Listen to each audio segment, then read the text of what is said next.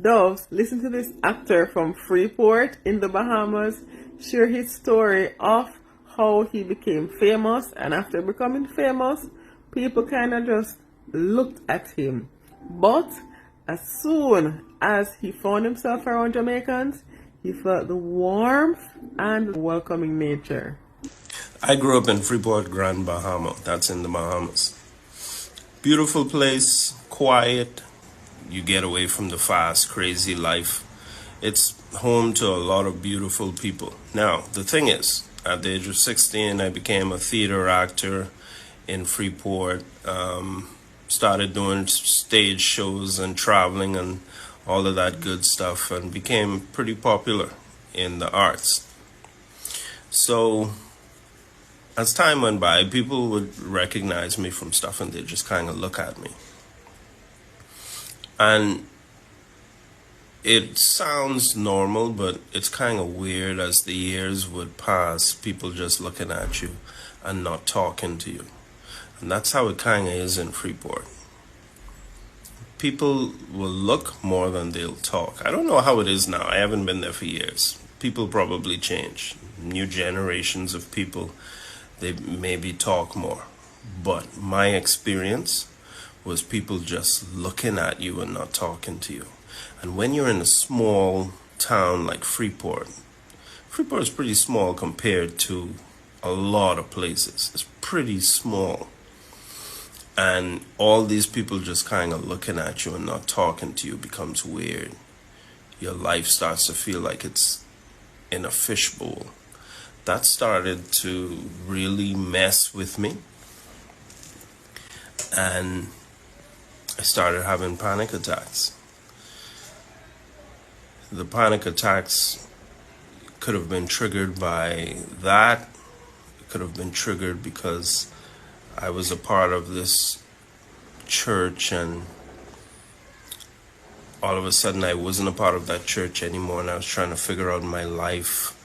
Like, that church just really offended me, and I couldn't find myself continuing to go there. And I was trying to figure my life out, and I started having these panic attacks that were really bad. And if you know about panic attacks, that's like you feeling like you're losing your mind, going crazy, and you don't know what's happening to you. And the only thing that helped me through that process is I took a trip to Jamaica. And the minute I got on the plane to go to Jamaica, I heard the people on the plane talking to each other. And Jamaicans that were sitting on side of me started talking to me, having conversations with me. I didn't have to force it, didn't have to fight for it, didn't have to try. They just were talking. And I found that so beautiful. People talking to each other. Because it's what I was missing in Freeport.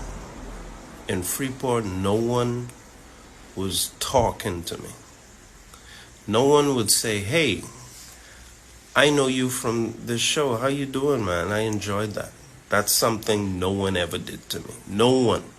Once again, I'll say, these are the people I grew up with. It's all love. It is what it is. You can't choose where you're going to grow up. You can't choose any of that shit. So it's not their fault.